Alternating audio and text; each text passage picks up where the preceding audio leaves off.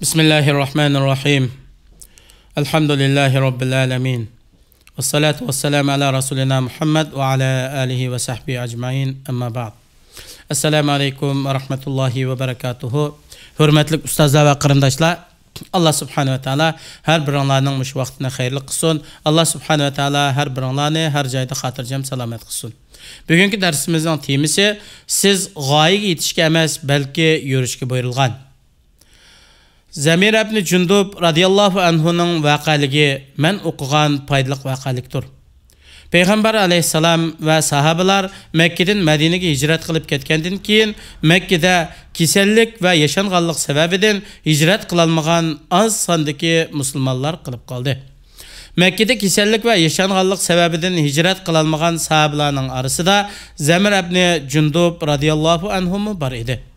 Bu kişi yaşanganlık ve kesellik sebebinden sefer kıyınçılığı ve uzungu sözülgan sahranın ısıklıqıdan ibaret muşakkatki berdaşlık berelmey özü halamagan halda Mekke'de kaldı. Şundak bolsumu müşriklarının arasında turuştak xorluqqa çidimidi.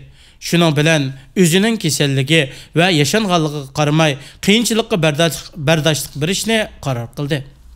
Şundak qılıp Zamir ibn Jundub radiyallahu anhu Mekke'den Medine'ye qarab yolga çıktı. Yürüyüş esnasında onun kesili ziyade bulup ölümge yıkılap kaldı. O bu halette hergizmo Medine'ye yetip baralmaydı. O bir alqınını yani bir alqınıga urup turdu. O birinci qitim alqınıga urganda ey Allah bu silige qılgan beyitim boldu. İkincisini urganda bu silinin peygamberlerge qılgan beyitim dedi. Andın vefat buldu. Cebrail aleyhisselam Peygamber aleyhisselamga Zemre'ye yüz bergen ahvalını haber kılıp düştü. Andın Allah subhanahu ve teala'nın bunu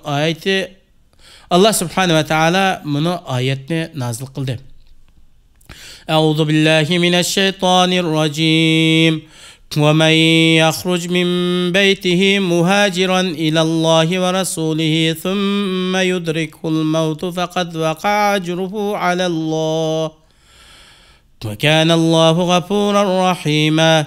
Ayetin kısaca tercümesi kim ki üyidin Allah'ın ve Peygamberinin tarafı hicret kılıp çıksa andın yolda ölse onun ecrini çokum Allah berdi. Allah nihayeti mağfiret kılgıcıdır ve nihayeti mehribandır. Peygamber aleyhisselam sahabelarını topladı ve ularga Zamira'nın vakaligini bildirip özünün hemmege tonuşluk bulgan Bukhari kitabının evvelide ve Nevevi 40 hadisinin birincisinde keltügen bunu sözünü dedi. Hakikaten emeller niyetke asasen buludu. Kim ki Allah ve Allah'ın Resulünü maksat kılıp hicret kılıp çıksa o kişi Allah ve Allah'ın Resulü için hicret kılgan buludu. Kim ki dünyaya erişiş ya ki birer ayal bilen toy kılış maksadida hicret kılgan bolsa o kişi kütkünüge erişidu. Yani dünya tapıdı ya ki o ayal bilen toy kılıdı. Nemine maksat kılıp hicret kılsa onunla erişidu. Zemre radiyallahu anhu başkalar erişelmegen şan şerefke erişti. Gerçi o hicret kılıp çıkıp Medine'ye yetip gelmegen bolsu mu? Ama onun hakkında ayet ve hadis sözlendi. Allah'ın tarafıga yürüdüğün yol uzun yol. Bunun da yolunun ahırga yetiş şart kılınmaydı. Muhim bolğunu şu hak yolda hayatını ahırlaştırıştan ibarettir. Allah bilen kılgan işte nişanıga yetiş şart kılınmaydı. Lekin niyetiniz Allah için bolsa sizden şu yolda ketip ve hizmet kılıp vefat boluşunuz yeterliktir. Allah'ın tarafı kılgan yürüyüşlerini muhabbet kılınlar. Çünkü insanın dili aciz ve onu her taraftan fitne sokup durdu. Ey Allah bizden dilimizni senin itaatine yüzlendirgin. Bizni aşkarı ve yoşurun fitnelerden saklagın. Bizning vatanimizdan ayrılıp chet elde muhacir bulup yürgen hayatimizni ahirgacha davomlashtirgin. Agar imkoniyat bo'lsa bizni vatanimiz Sharqiy Turkistonni azod qilishdan iborat bo'lgan oxirgi g'oyaga yetkazgin.